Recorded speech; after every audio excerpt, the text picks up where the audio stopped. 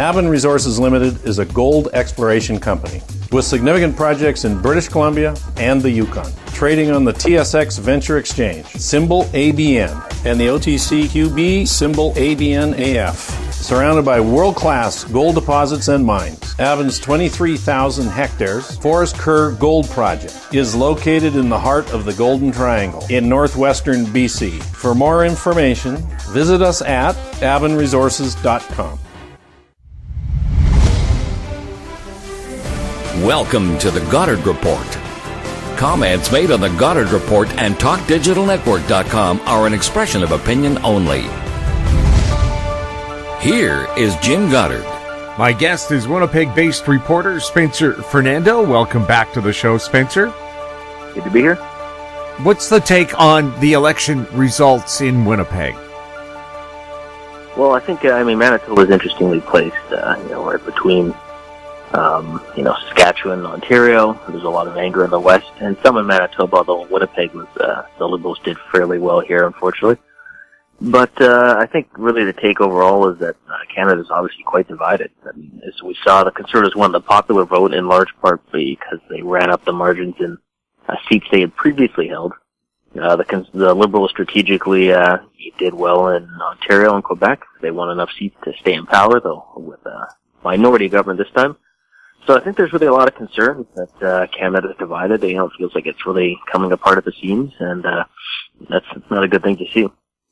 Well, we've seen a huge surge in Wexit, Western exit, I guess, from Canada on both Facebook and on Twitter. Hundreds of thousands of people joining up on the Facebook page. Does that send a message to the Prime Minister? And if it does, will he listen? Well, it definitely sends a message. The question of whether he'll listen or not. I mean, a newly elected Liberal MP, or soon-to-be MP when they get sworn in, is already kind of arrogantly lecturing the West on Twitter. So I don't know if they've really gotten the message. But I think, I don't think anyone should dismiss this. I mean, if you look at what the West is saying, it's a very legitimate grievance, which is they pay much more into the country than they get back. But yet the industry that they rely on, especially in Alberta, the oil industry, the government's putting their boot on the throat of the industry. So you can't keep demanding money from people, and then destroy the way they're actually able to make that money in the first place. And so people are looking at this saying it's unfair. The other thing is that if you look at Quebec has obviously benefited from the strategy of threatening to leave the country. Everyone's so afraid, Quebec's going to leave, so Quebec has managed to really negotiate themselves a lot of independence and influence. So, people look at strategies that work, and I think a lot of people in the West are saying, threatening to leave demonstrably worked out great for Quebec, so why wouldn't the West try it? Of course, one of the problems with a separated Saskatchewan and Alberta is still, how would you get your pipelines out if British Columbia doesn't want to carry a foreign country's oil? Mm-hmm. Yeah, that's obviously going to be a challenge. In theory, that's the reason we have a country in the first place, though, right? Which is pipelines are federal and national infrastructure projects. The federal government does have the right to impose that on provinces. So in theory, under the law, the government can really just say, regardless of what the BC NDP may think, we're going to build a pipeline through BC, right? That's how the government's supposed to work. And if you look at a lot of the polls, there is strong support even in BC. So it's really the BC NDP that I think is standing in the way of it, and really contributing to a lot of the divisions in the country. And you combine that with Justin Trudeau, who obviously doesn't want to approve many pipelines and puts a lot of roadblocks in place. And it's understandable why people are pretty angry. Well, one of the proposals by the Western separatists is to join up with the Northwest Territories and then punch that pipeline through the Mackenzie Valley. Mm-hmm. Yeah, I think we're going to see a lot of different ideas. Again, these are all things that, in theory, should be happening already without the West having to separate. It shouldn't be difficult for the West to get their resources out. So just the fact that we're even talking about it and ideas are even being brought up, I think shows right now the Canadian Federation is failing, and that needs to get fixed very quickly, or else I think Western separation is something that could actually happen. Now, we could see a government that decides because you didn't vote for us, we're not going to do anything for you. We saw that happen in Vancouver when Stephen Harper shut down the busiest Coast Guard base in Canada, the Kitsilano Coast Guard base, because it happened to be in a Liberal riding. Could Trudeau go around and stop, say, funding infrastructure in Saskatchewan and Alberta? I could see that happening, and I think, unfortunately, whether it's in the previous Conservative government or this one or any government that acts that way, I think people really need to understand the difference between an election campaign and governing. Those have to be very different things. Yeah, sure, you say whatever you have to in an election campaign. That's just, unfortunately, we see, especially with the Liberals, they said whatever they had to win, and disappointingly it worked out for them. But at least when the election's over, you have to realize, okay, now if you win the election, you govern for everybody, those who voted for you and voted against you. If you go around punishing people for their vote, then that's not really democratic. That's more of a kind of an authoritarian move. And that's how you get more national division in the first place anyway. People feel like, oh, well, I guess, if we don't vote the right way, then we get punished, so may as well have our own country. And once that kind of thinking starts spreading, that's obviously not good for national unity. Yeah. And I mean, I've seen it happen too in places like Alberta where Grant Notley, who was the NDP leader back in the 70s, the highway through his riding was just a little more than a paved dirt track. And as soon as you got out of that riding, you got onto a nice big 4-lane divided highway. Yeah. Yeah. Yeah, that's the kind of petty stuff that, it unfortunately seems like human nature a lot of the time, but, people need to realize after the election you work for everybody, not just those who voted for you. We'll have more with Spencer Fernando right after this. Engineer Gold Mines is focused on the exploration and development of the historic high-grade Engineer Gold Mine situated 32 kilometers southwest of Atlin, British Columbia. Engineer Gold Mines is fully permitted for surface and underground exploration with the 2019 drill program now underway. Engineer Gold Mines Limited trades on the TSX Venture Exchange, symbol EAU. For more information, please visit us at engineergoldmines.com. Cypress Development Corp. is developing a world-class lithium resource in the heart of Clayton Valley, Nevada. The size of the resource makes the Clayton Valley project a premier asset with the potential to impact the future of lithium supply. Cypress Development Corp. trades on the TSX Venture Exchange, symbol CYP, the OTCQB, symbol CYDVF, and on Frankfurt, symbol C1Z1. For more information, please visit our website, cypressdevelopmentcorp.com. Welcome back. We're speaking with Spencer Fernando. Spencer, did the People's Party of Canada take away enough of the Conservative vote that it cost the party the election? It did not cost them the election. I mean, they won 1.6%, 300,000 votes. I think a few analysis I've seen shows that at most the People's Party cost the Conservatives 7 seats. There were 7 seats where the People's Party margin was bigger than the margin between the second place Conservatives and the first place party. 6 of those were Liberals, 1 of them NDP. But that assumes that every PPC supporter would have voted Conservative if the PPC wasn't an option, which I'm not sure is the case. They may have won some voters from other parties or people who didn't vote last time. So it had an impact in terms of, I guess 6 seats that the Liberals won, maybe the Conservatives would have won. 1 NDP seat would have gone to the Conservatives. That's in the most optimistic scenario in terms of just assuming everyone would have voted Conservative. But overall, no, there's no case that Conservatives can make saying that the PPC cost them the election. Now, of course, one of the newspapers dug up that Warren Kinsella, a right-wing operator, perhaps ran a dirty tricks campaign against the People's Party of Canada on behalf of the Conservatives. Is there going to be any backlash from that? I don't know if there'll be a long-term backlash. I mean, it probably won't be talked about that much in the next campaign, assuming that's, at least a few years away, not 3 or 4 years away. I think the backlash really already happened and probably had a bit of an impact. Maybe a few Conservatives stayed home. I think one thing I saw, which I would agree with, is that these are things that all parties are doing, of course, but it doesn't make it the right thing to do. And the Conservatives have been attacked a lot as, unfairly, as racist and bigots by the Liberals. And so I think there's a fair amount of people who are upset with the fact that, it's seemingly the same tactic was used against the PPC. A lot of their supporters who I think have unfairly been attacked as bigots and racists. So I can understand why people are upset by that. It's not going to help in terms of bringing people together. If the Conservatives are trying to get some PPC supporters back in the fold of the Conservative Party. That'll be a challenge. But a lot will depend, too, on who the Conservative leader is. If it's Andrew Scheer still, then there's still going to be the anger because he was in charge when that allegedly happened. If it's somebody else, then I think it won't be as big an issue because it'll be a new leader who wasn't in charge at the time. Is Andrew Scheer going to stay on as leader of the Conservatives? Well, he definitely wants to stay on. He's talking about staying on, running the next election, fixing the mistakes. We'll see if he's allowed to. That's the question now. I think he's a nice person, a good family man and everything.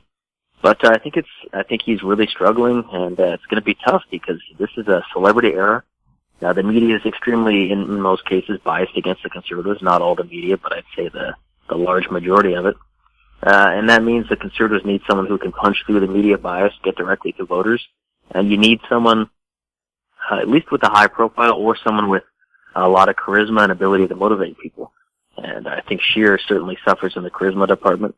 And in the two provinces, especially Ontario, Quebec as well, the provinces he needed to gain votes, the Conservatives actually did worse. So the popular vote is masking what's actually some serious problems for the Conservatives in the election. And I think there's a lot of doubt whether Scheer's going to be the one to fix that. We'll have more with Spencer Fernando right after this. Media recognition from Bloomberg, Reuters, recycling trade publications. Patented process for 100% recovery of critical metals, including cobalt, lithium, nickel, manganese, aluminum. American Manganese is focused on recycling lithium-ion batteries for electric vehicles. American Manganese trades on the TSX Venture, AMY, the US, AMYZF, and Frankfurt 2AM. For more information, visit AmericanManganeseInc.com or phone me, Larry Ray, at 778-574-4444. Don't miss out. Stay informed. Receive the HowStreet.com weekly recap with thought-provoking podcasts, radio, and articles delivered to your inbox. Sign up for the HowStreet.com weekly recap on our homepage at HowStreet.com. Welcome back. We're speaking with Spencer Fernando. Spencer, can the People's Party of Canada survive being totally ignored in the election? Yeah, that's going to be a real challenge for them. The question is whether Maxime Bernier stays on, and the problem for him is now he doesn't have the salary of an MP. He doesn't have the profile that being an MP got him. Even if he had just won his seat, it probably would have given him a chance to be in the debates next time, but he couldn't do that. And I think it's, where are they going to get money? Where are they going to get attention? Again, Bernier not being in the House of Commons, very tough for him to get attention. And then a lot will depend on what the Conservatives do, because in a lot of ways the PPC is a reaction among some Canadians to the view that the Conservatives move too far to the center, at least on some issues. The question is whether what direction the Conservatives go from here, and whether that creates the momentum for the PPC to stay, or whether many people go back into the Conservative fold. So I wouldn't say definitively what will happen. A lot depends also on the economy. If there's a big recession, then I think you'll see potentially a lot more support for populist parties. But again, this is all unpredictable. Right now, it doesn't look too good for them, but we'll see what happens. Did Ontario Premier Doug Ford cost the Conservatives the election? No, I've seen a lot of people talk about that, and I think the Conservatives really made a mistake by hiding Doug Ford.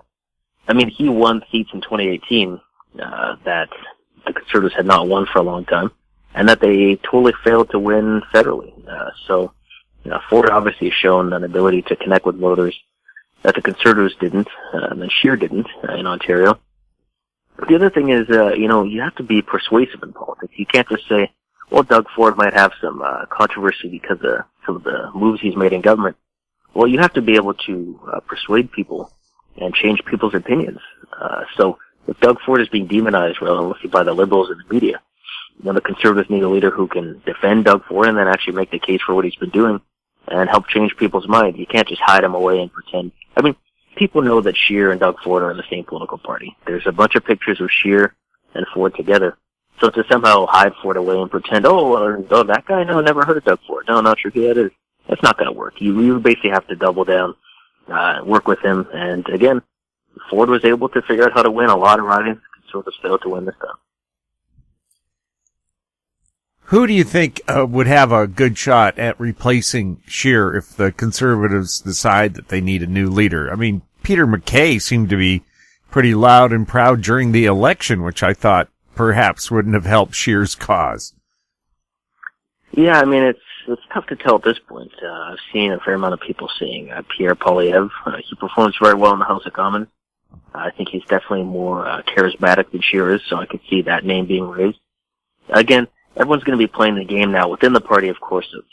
You can't openly criticize the leader if you're actually in the party, especially if you're an MP, because then they'll try to get rid of you. But I'm sure behind the scenes there's some discussions going on.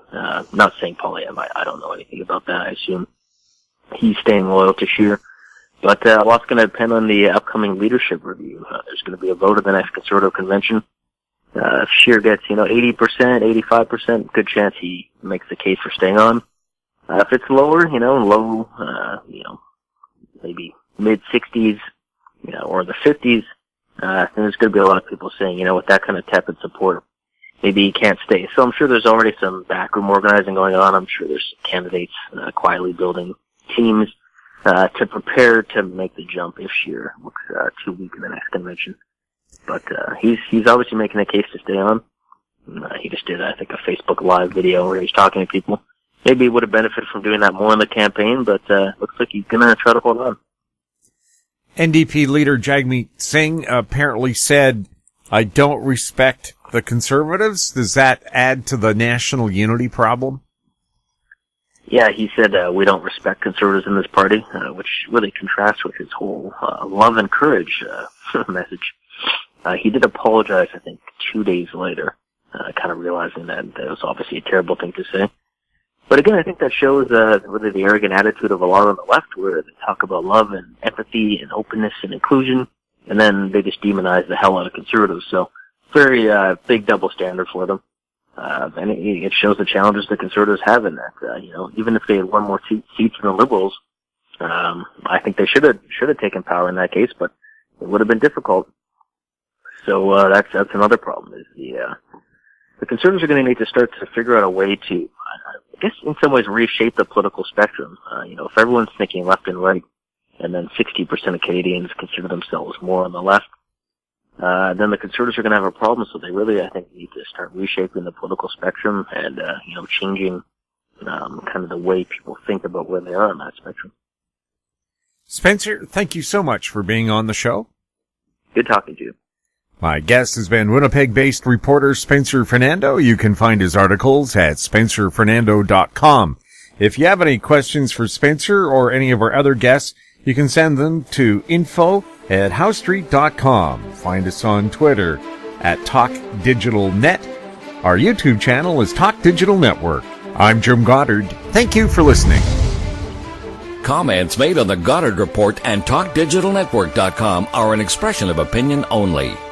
The Goddard Report is available online and mobile at TalkDigitalNetwork.com. The Goddard Report is a production of House Street Media Incorporated.